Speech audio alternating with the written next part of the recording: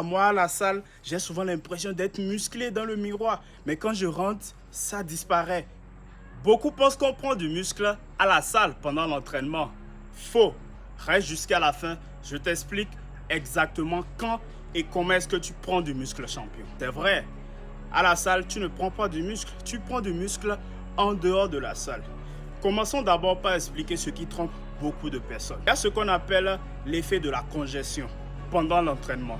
La congestion, c'est quoi? C'est quand beaucoup de liquide afflue dans le muscle pendant l'entraînement. Et par liquide, j'entends eau, sang et aussi de l'oxygène. Ça peut aller, c'est-à-dire, pendant l'effort, tu travailles tellement que ton rythme cardiaque augmente, ce qui fait que ton cœur pompe plus de sang, envoie plus de sang dans ton organisme. Donc, tes veines se retrouvent dilatées. Ça peut aller, beaucoup de liquide flue de façon très rapide dans tes muscles. Donc, c'est ce qui produit l'effet de la congestion. Donc, le muscle gonfle. Et ça vous donne l'impression que vous avez pris du muscle. Mais c'est faux. Vous allez me dire que, mais pourquoi c'est faux alors que ça gonfle, n'est-ce pas? C'est faux justement parce que juste après l'entraînement, quelques minutes après, quand vous prenez une pause, l'effet de la congestion s'en va.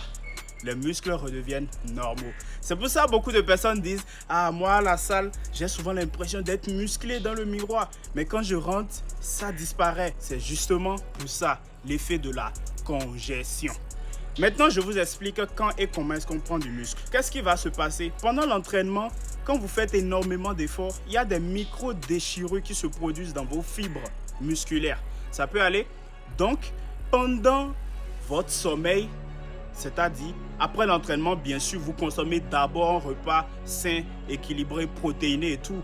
Donc, vous apportez suffisamment de nutriments à votre organisme pour compenser la perte calorifique qui a eu lieu pendant votre entraînement. Donc, pendant votre sommeil, qu'est-ce qui va se passer? Votre organisme va utiliser cet apport en nutriments. C'est pour ça que le repas après l'entraînement est le plus important. Votre corps utilise ces nutriments pour réparer ces micro-déchirures qu'il y a eu pendant votre entraînement et les rendre encore plus forts, encore plus volumineux. C'est ça qu'on appelle l'hypertrophie. Vous avez compris? C'est pour ça qu'on vous dit de dormir suffisamment, de dormir entre 8 heures à 7 heures de sommeil. Parce que c'est justement pendant le sommeil que les muscles se construisent. Donc, évitez de scroller jusqu'à 1 heure, 2 heures du mat, dormir tard, se réveiller tard. Ça ne va pas vous avantager, vous allez stagner. Donc, les champions, dormez tôt. Un champion, ça dort tôt. Le sommeil fait partie de l'entraînement. Voilà comment est-ce que vous prenez du muscle. Ça peut aller. Donc, en définitif, à la salle, vous détruisez. En mangeant, vous rénovez. Et pendant le sommeil, vous construisez. Voilà comment vous prenez de muscle. Donc, dorénavant, si quelqu'un te demande pendant l'entraînement, on prend du muscle, tu réponds non, on prend du muscle juste après l'entraînement. Et s'il doute, montre-lui cette vidéo. Et s'il doute encore, allez faire des recherches sur Google, YouTube, peu importe.